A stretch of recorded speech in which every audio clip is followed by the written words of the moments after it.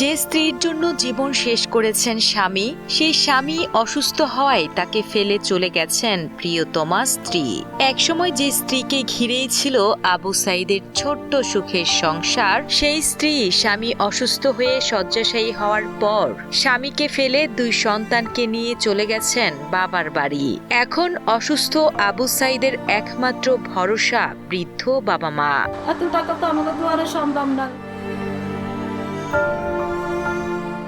সামান্য একটু ব্যথা ভেবেছিলেন সাধারণ চিকিৎসায় সেরে উঠবেন, কিন্তু সেই সামান্য ব্যথাই আজ সবকিছু কেড়ে নিয়েছে ভোলার আবু সাঈদের।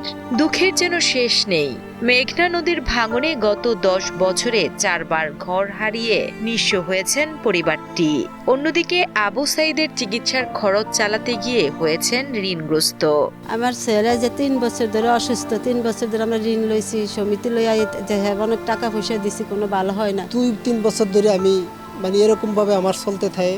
তো আমি স্যার ঢাকা যেয়ে ডাক্তার দিয়েছি, এরকম কত ওষুধ খাইতে খাইতে আমি অনেক টাকা ঋণ হয়ে গেছি স্যার। ভোলা সদর উপজেলার ধনিয়া ইউনিয়নের বাসিন্দা আবু সাঈদ বছর 3 আগে স্ত্রী সন্তানদের মুখে খাবার তুলে দিতে রাজমিস্ত্রির কাজ করতে গিয়ে একটি ড্রেনে পড়ে যান তিনি।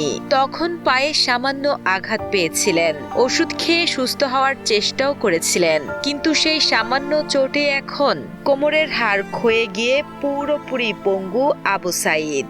শুরুতে ওষুধ খেয়ে ভালো থাকলেও ওষুধ বন্ধ করলেই অসহ্য যন্ত্রণা শুরু হতে বলে জানান আবু সাঈদ।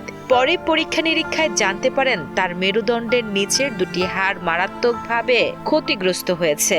সুস্থ হতে হলে করতে হবে দ্রুত অপারেশন, যার জন্য প্রয়োজন অন্তত 7 থেকে 8 লাখ টাকা। আর আমার ডাক্তারে বলছে যে 7-8 লাখ অপারেশন করতে লাগবে। কিছু নাই স্যার, যে আমরা একটা আমাকে জায়গা জমিনও নাই যে আমার কোয়েন্দি একটু জায়গা জমিন বেচছে আমার চিকিৎসা করবে স্যার। পয়সাওয়ালা ধনী বড় লোক কিংবা সরকারের ফান্ডের থেকে আমার কিছু সাহায্য করে, তাহলে আমি চিকিৎসা করতে পারুম না। এতে স্যার আমি চিকিৎসা করতে পারুম না। বর্তমানে আবু সাঈদের প্রতি মাসে ওষুধের খরচ চালানোই যেখানে অসম্ভব, সেখানে অপারেশনের জন্য 7 লাখ টাকা বৃদ্ধ বাবা মায়ের কাছে স্বপ্নের মতো।